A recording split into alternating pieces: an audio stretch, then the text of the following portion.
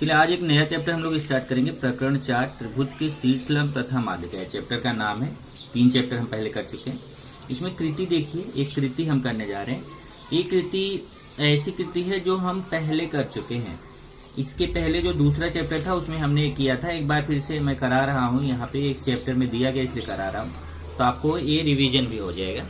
एक रेखा खींचे, उस रेखा के बाहर एक बिंदु लें और गुनिया की सहायता से उस बिंदु से रेखा पर लंब खींचें। तो अगर आपको याद हो तो हम ऐसे करते थे, पहले एक रेखा खींचेंगे। तो यहाँ से देखिए मैं स्केल रखा हूं, रेखा। आप जानते हैं रेखा की कोई लंबाई नहीं होती, क्योंकि अनंत लंबाई होती है, असीमित लंबाई होती है। इसके दोनों तरफ तीर लगा होता है।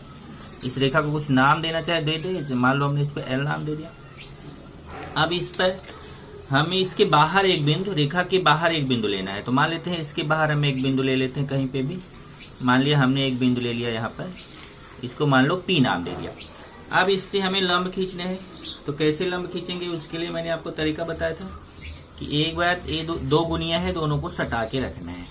जैसे देखिए, इसको पहले इस गुनिया को इस लाइन के सीध में और इस पॉइंट पे रखेंगे, और एक ऐसे ही दूसरी गुनिया लेंगे, उसको भी इसी तरीके से, ये देखिए ऐसा करके उल्टा करके रखना है। इसको सिखाया था आपको। ये देखिए इसी पॉइंट पर, और फिर यहाँ से ये रेखा खींच देंगे ऐसे, और इसको आगे बढ़ा देंगे।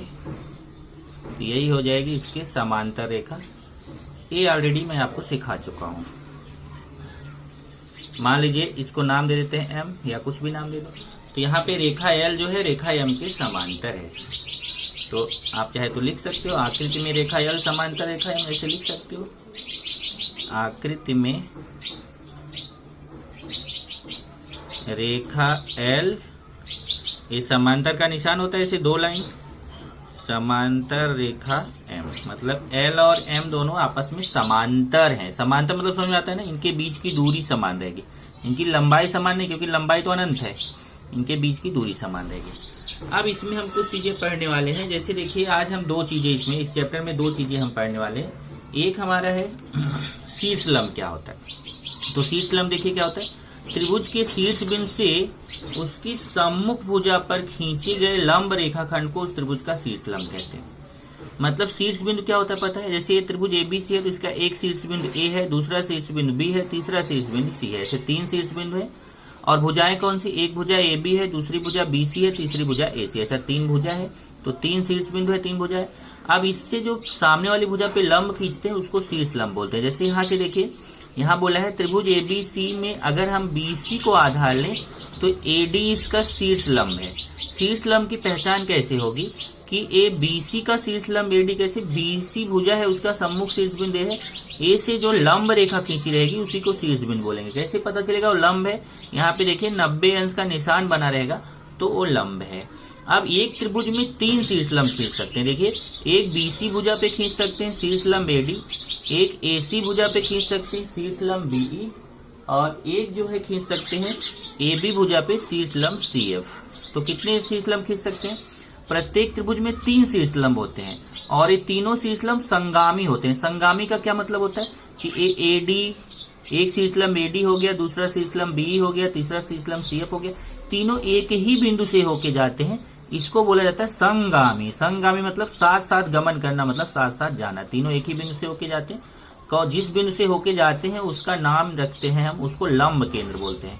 इनका जो संगमन बिंदु होता है उसको हम क्या बोलते हैं, लंब केंद्र बोलते हैं, और ज्यादातर उसको ओ से प्रदर्शित करते हैं। ये तो हो गया शीर्ष लंब। शीर्ष लंब समझा कैसे कि भुजा पे ऐसे 90 अंश का निशान बना रहेगा तो शीर्ष लंब है। देखिए, यहाँ से भुजा पे जाके 90 अंश का निशान बना हुआ, यहाँ से गया भुजा पे जाके 90 अंश का निशान बना हुआ, तो ये शीर्ष लंब हो गया। अब है माध्यिका। त्रिभुज माध्यिका क्या होती है। त्रिभुज का शीर्ष बिंदु और उसके सम्मुख भुजा के मध्य बिंदु को जोड़ने वाले रेखाखंड को त्रिभुज की माध्यिका कहते हैं।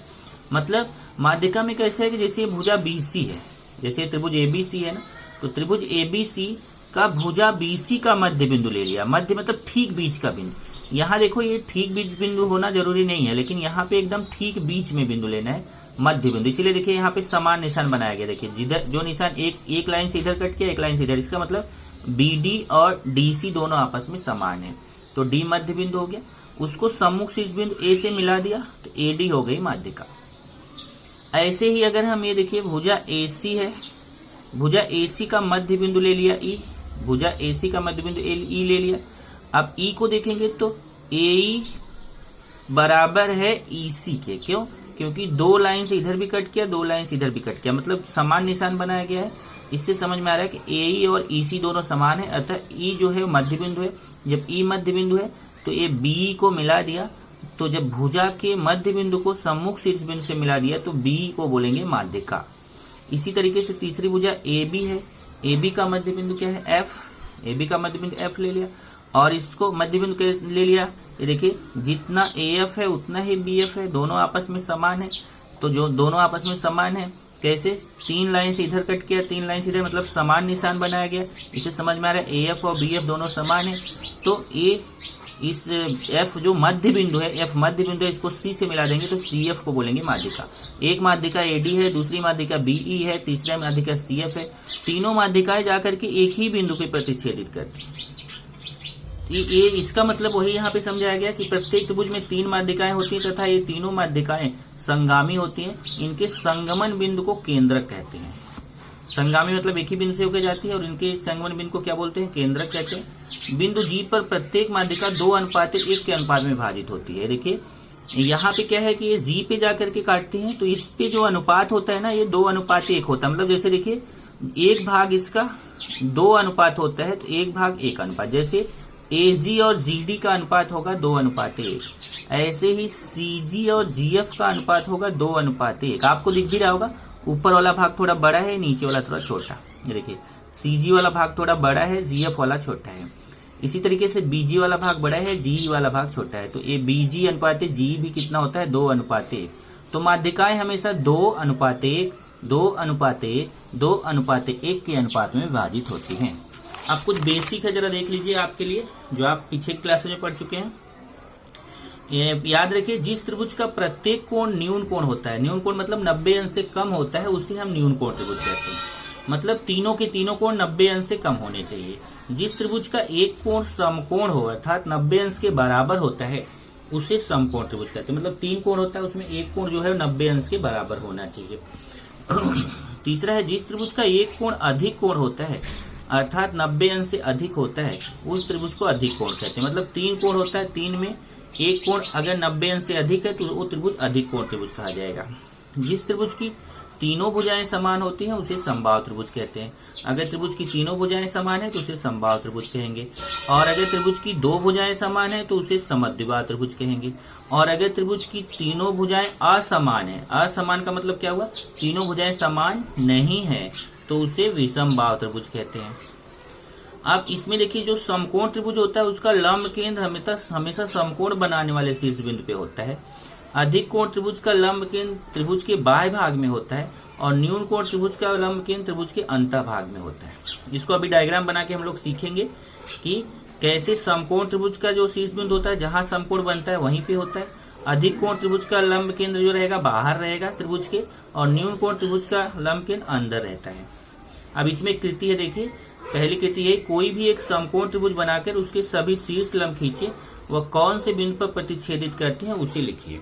अब यहाँ देखिए हम लोग करने चल रहे हैं, एक में बनाऊंगा समकोण त्रिभुज।